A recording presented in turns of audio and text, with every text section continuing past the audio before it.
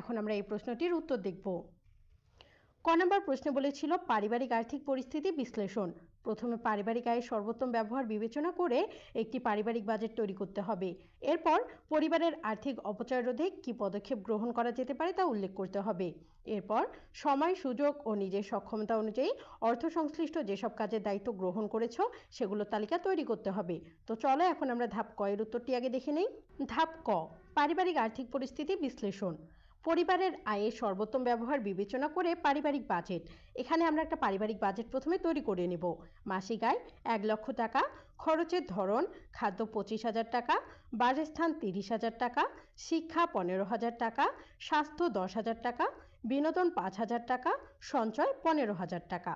এই যে মাসিক আয় 1,00,000 টাকা, এখান থেকে আমাদের খরচের ধরন হতে পারে আমরা যে খাদ্য খাই এই খাদ্যে 25,000 টাকা, বাসস্থান মানে আমরা যেখানে বসবাস করব এই বাসস্থানে 30,000 টাকা, শিক্ষাতে 15,000 টাকা, স্বাস্থ্যে 10,000 টাকা, বিনোদনে 5,000 টাকা এবং এই যে খরচগুলো করার পর আমাদের সঞ্চয় থাকতেছে 15,000 টাকা। তাহলে পরিবারের আয়ের সর্বোত্তম ব্যবহার বিবেচনা করে পারিবারিক বাজেটটা আমরা তৈরি করলাম। এরপর আমরা দেখি পরিবারের আর্থিক অপচয় রোধের পদক্ষেপ। আমরা কিভাবে আমাদের অপচয়টা রোধ করতে পারি যেন আমাদের এত খরচ না হয়। আমরা অনলাইন কেনাকাটা কমিয়ে দিতে পারি। তাহলে অনলাইন কেনাকাটা কমানো, বিদ্যুৎ ও পানি ব্যবহারে সাশ্রয়ী হওয়া, অপ্রয়োজনীয় সাবস্ক্রিপশন বাতিল করা। অর্থ সংশ্লিষ্ট দায়িত্ব পারিবারিক বাজেট তদারকি করা, সঞ্চয়ের পরিকল্পনা করা, মাসিক ব্যয়ের তালিকা তৈরি করা। আমরা ধাপ ক এর প্রশ্নটির উত্তর দেখলাম। এখন আমরা ধাপ খ এ কি বলেছে এটা আগে দেখে নেই। ধাপ খ, ব্যবসায়ের ধরন নির্বাচন। প্রথম ধাপের পারিবারিক আর্থিক পরিস্থিতি বিবেচনায় নিয়ে পরিবারের জন্য উদ্ভাবনীমূলক একটি ব্যবসা নির্বাচন করতে হবে। সেটির মেয়াদ কেমন হবে, স্বল্প, মধ্য নাকি দীর্ঘমেয়াদী তা উল্লেখ করতে হবে। এই ব্যবসায়টি কেন বেছে নেওয়া হলো, তার যৌক্তিকতা অর্থাৎ পরিবারের চাহিদা ও সুযোগ আছে কিনা, আয় ব্যয়ের সাথে সঙ্গতিপূর্ণ কিনা, সম্ভাব্য ঝুঁকি মোকাবিলা করা যাবে কিনা ইত্যাদি উল্লেখ করতে হবে।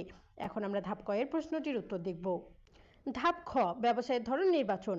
পরিবারের জন্য উদ্ভাবনীমূলক ব্যবসা নির্বাচন। ব্যবসার নাম আধুনিক কৃষি প্রযুক্তি ও অর্গানিক ফার্মিং। মেয়াদ দীর্ঘমেয়াদী 10+ বছর। তাহলে আমাদের উদ্ভাবনীমূলক ব্যবসাটি আমরা প্রথমে নির্বাচন করে নিলাম। আমরা ব্যবসাটির নাম দিলাম আধুনিক কৃষি প্রযুক্তি ও অর্গানিক ফার্মিং। মেয়াদ দীর্ঘমেয়াদী হতে হবে এবং 10+ বছর। যৌক্তিকতা পরিবারের চাহিদা ও সুযোগ। বাংলাদেশ একটি কৃষি প্রধান দেশ। বাংলাদেশে কৃষি একটি প্রধান খাত। আধুনিক প্রযুক্তি ব্যবহার এবং অর্গানিক পদ্ধতির মাধ্যমে উৎপাদন বৃদ্ধি করা সম্ভব। আয় ব্যয়ের সাথে সঙ্গতিপূর্ণ। প্রাথমিক খরচ বেশি হলেও দীর্ঘমেয়াদে মুনাফা ভালো। এখানে আমাদের প্রাথমিকভাবে খরচ বেশি পড়লেও আমাদের দীর্ঘমেয়াদে মুনাফা ভালো পাওয়া যাবে। এখানে একটি সম্ভাব্য ঝুঁকিও রয়েছে, প্রাকৃতিক দুর্যোগ, বাজার মূল্য ওঠানামা। প্রাকৃতিক দুর্যোগের কারণে এখানে একটি সম্ভাব্য ঝুঁকি রয়েছে এবং বাজার মূল্য মাঝে মাঝে ওঠানামা করে। শিক্ষার্থীরা, আমরা ধাপ ক এবং খ এর প্রশ্নের উত্তরগুলো দেখলাম। একটু পরেই আমরা গ, ঘ এবং ও ধাপের প্রশ্নগুলোর উত্তর দিয়ে দিব। তাই সেই প্রশ্নগুলোর উত্তর পেতে আমাদের চ্যানেলটি সাবস্ক্রাইব করে রাখুন।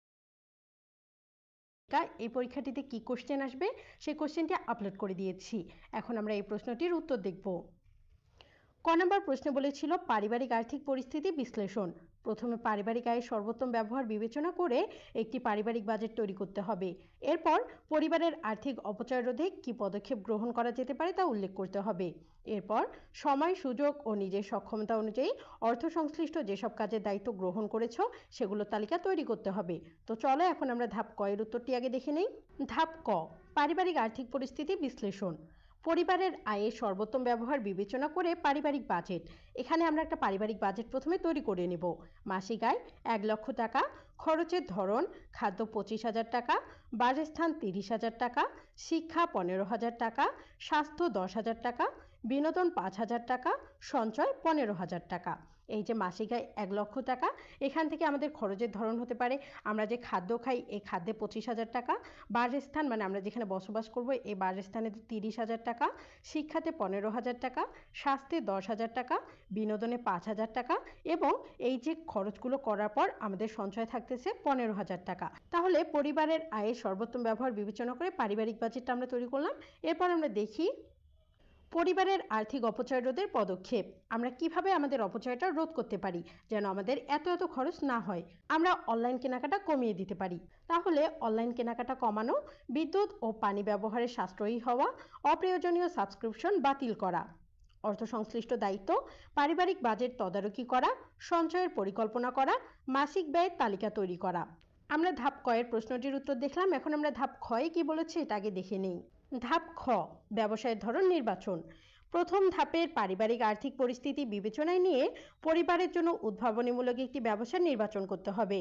সেটির মেয়াদ কেমন হবে, স্বল্প, মধ্য নাকি দীর্ঘমেয়াদী তা উল্লেখ করতে হবে।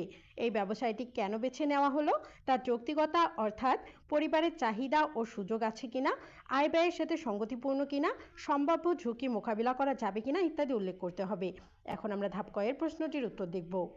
ধাপ খ, ব্যবসায়ের ধরন নির্বাচন। পরিবারের জন্য উদ্ভাবনীমূলক ব্যবসা নির্বাচন।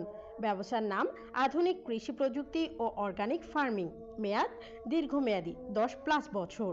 তাহলে আমাদের উদ্ভাবনীমূলক ব্যবসাটি আমরা প্রথমে নির্বাচন করে নিলাম। আমরা ব্যবসাটির নাম দিলাম আধুনিক কৃষি প্রযুক্তি ও অর্গানিক ফার্মিং। মেয়াদ দীর্ঘমেয়াদী হতে হবে এবং 10+ বছর। যৌক্তিকতা পরিবারের চাহিদা ও সুযোগ। বাংলাদেশ একটি কৃষি প্রধান দেশ। বাংলাদেশে কৃষি একটি প্রধান খাত। আধুনিক প্রযুক্তি ব্যবহার এবং অর্গানিক পদ্ধতির মাধ্যমে উৎপাদন বৃদ্ধি করা সম্ভব।